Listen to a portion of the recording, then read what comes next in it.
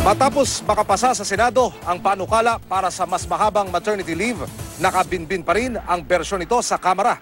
Ayon kay Diwa Party List Representative Emeline Villar na may akda ng naturang panukala sa Kamara, target niyang maging 100 araw ang maternity leave.